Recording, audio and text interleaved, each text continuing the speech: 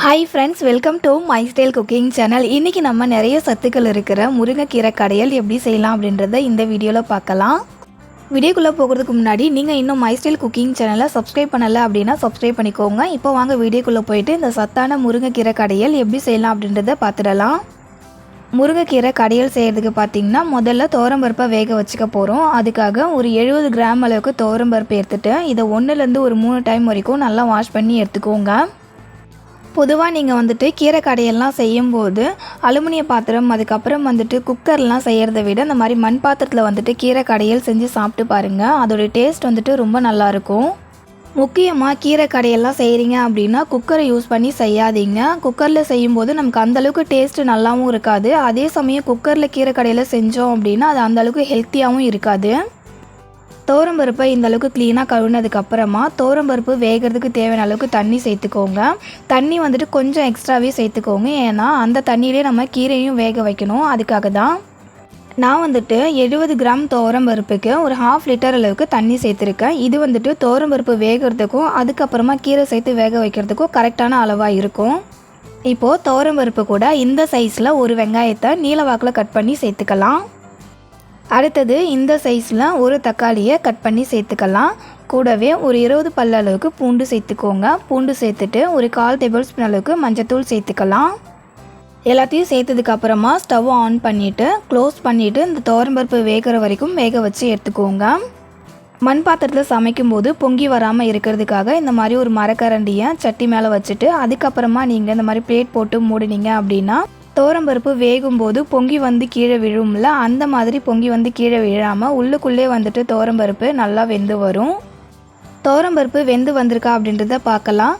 துவரம்பருப்பை இந்த மாதிரி கரண்டியெல்லாம் எடுத்துட்டு நமக்கு லைட்டாக நசுக்கி பார்த்தோம் அப்படின்னா நல்லா நசுங்கி வரணும். அந்த மாதிரி இருந்துச்சு அப்படின்னா துவரம்பருப்பு நல்லா வெந்திருக்குன்னு அர்த்தம். துவரம்பருப்பு நல்லா நசுங்கி வருது. இந்த அளவுக்கு துவரம்பருப்பை வேக வச்சு எடுத்துக்கோங்க. துவரம்பருப்பு நல்லா வெந்து வந்ததுக்கப்புறமா இதில் ஒரு 2.5 கைப்பிடி அளவுக்கு முருங்கைக்கீரை சேர்த்துக்கோங்க. இந்த முருங்கைக்கீரையில் பார்த்திங்கன்னா நமக்கு தெரிஞ்சு பொதுவாக இதில் இரும்பு சத்து நிறையா இருக்குதுன்னு சொல்லுவாங்க. ஆனால் அதையும் தாண்டி இதில் விட்டமின் A, C, B6, அதுக்கப்புறம் மெக்னீஷியம், கால்சியம் அப்படின்னு சொல்லிட்டு நிறைய சத்துக்கள் இருக்குது.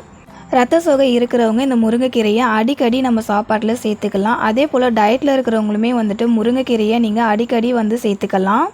முருங்கைக்கீரை அப்படின்னாலே குழந்தைங்கள்லேருந்து பெரியவங்க வரைக்குமே இந்த முருங்கைக்கீரையை நம்ம சமைச்சு சாப்பிடலாம். டயபெட்டிக் பேஷண்ட்டாக இருந்தால் கூட இந்த முருங்கைக்கீரையை தாராளமாக நம்ம சாப்பாட்டில் எடுத்துக்கலாங்க. முருங்கைக்கீரையை துவரம்பருப்பு கூட சேர்த்த உடனே கரண்டியால் கிளறி விட்டக்கூடாது. அந்த முருங்கைக்கீரையில் அந்த ஆவி பட்டு அதுவாகவே உள்ளே அமுங்கி வரும். பாருங்கள் ஃப்ரெண்ட்ஸ், இந்த மாதிரி முருங்கைக்கீரை அதுவாகவே உள்ளே அமுங்கி வந்ததுக்கப்புறமா கரண்டியை வச்சு கிளறி விட்டுருங்க. கிளறி விட்டுட்டு ஒரு 4 நிமிஷத்துக்கு முருங்கைக்கீரையை வேக வச்சுக்கோங்க. கீரை வெந்துருச்சான்னு தெரிஞ்சுக்கிறதுக்கு என்ன பண்ணணும்னு பார்த்தீங்கன்னா, கீரையை நம்ம துவரம்பருப்பு கூட சேர்க்கும்போது ஒரு லைட் க்ரீன் கலரில் இருக்கும். ஆனால் கீரை வெந்ததுக்கப்புறமா இந்த மாதிரி நல்லா டார்க் க்ரீன் கலரில் கலர் சேஞ்ச் ஆகும். இதிலே நீங்கள் கண்டுபிடிச்சிடலாம் கீரை வெந்திருக்கு அப்படின்றத. கீரையோட கலர் நல்லா சேஞ்ச் ஆகி வந்திருக்கு. கீரை நல்லாவே வெந்திருக்கு. இப்போது இந்த கீரையில் இருந்த தண்ணியை ஒரு பவுலில் மாற்றிக்கோங்க. கீரையில் சுத்தமாக தண்ணி இருக்கக்கூடாது. இந்த அளவுக்கு கீரையில் கொஞ்சம் கூட தண்ணி இல்லாமல் நீங்கள் ஃபில்டர் பண்ணி எடுத்துக்கணும். அப்போ தான் நம்ம மத்தால கடையும் போது ஈஸியாக நம்மளால் கடைய முடியும். இந்த மாதிரி முருங்கைக்கீரையை நல்லா மத்தால கடைஞ்சி விட்டுக்கோங்க. கீரை கடையும் போதே அது கூட கொஞ்சமாக உப்பு சேர்த்துக்கிட்டு கடைஞ்சிக்கோங்க. உப்பு சேர்த்துக்கிற அந்த வீடியோ கிளிப் மிஸ் ஆயிடுச்சுங்க. அதனால தான் அந்த வீடியோ கிளிப்பை அவங்க கூட ஷேர் பண்ணிக்க முடியல. பாருங்கள் ஃப்ரெண்ட்ஸ், இந்த அளவுக்கு கீரையை நல்லா கடைஞ்சி எடுத்துக்கோங்க. இந்த அளவுக்கு கீரையை கடைஞ்சதுக்கப்புறமா நம்ம ஏற்கனவே கீரையிலேருந்து தண்ணி எடுத்து வச்சுருக்கோம்ல, அந்த தண்ணி எல்லாத்தையுமே இந்த கீரை கூட சேர்த்துக்கோங்க. சேர்த்துக்கிட்டு நல்லா கலந்து விட்டுக்கோங்க. அவ்வளோதாங்க. ரொம்பவே சிம்பிளான ஒரு முருங்கைக்கீரை கடையல் தான். ஆனால் இதில் இருக்கிற சத்துக்கள் பார்த்திங்கன்னா எக்கச்சக்கமான சத்துக்கள் இருக்குது. அதனால் இந்த முருங்கைக்கீரையை அடிக்கடி ஃபுட்டில் சேர்த்துக்கோங்க. ரொம்பவே ஹெல்த்தியாக இருக்குங்க. முருங்கைக்கீரை கடையல் ரெடி ஆகிடுச்சு. லாஸ்ட்டாக இதுக்கு நம்ம ஒரு தாளிப்பு கொடுத்துக்கலாம். தாளிக்கிறதுக்காக பார்த்திங்கன்னா எண்ணெயை சூடு பண்ணிவிட்டு அதில் கடுகு, காஞ்ச மிளகாய் சேர்த்துக்கோங்க. இது கூடவே ஒரு 10 பல் அளவுக்கு பூண்டை நசுக்கிட்டு எண்ணெயில் சேர்த்து இது மூணுமே நல்லா வதங்கி வந்ததும் கீரை கூட சேர்த்துக்கோங்க. அந்த பூண்டு சேர்த்துக்கிறதால கீரை கடையல் நல்ல வாசனையாக இருக்கும். ஃப்ரெண்ட்ஸ், இந்த முருங்கைக்கீரை கடையல் உங்களுக்கு பிடிச்சிருந்தது அப்படின்னா இந்த வீடியோக்கு ஒரு லைக் பண்ணிக்கோங்க. நான் சொன்ன மாதிரியே இந்த முருங்கைக்கீரை கடையலை செஞ்சு சாப்பிட்டு பாருங்கள். டேஸ்ட் பக்காவாக இருக்கும்.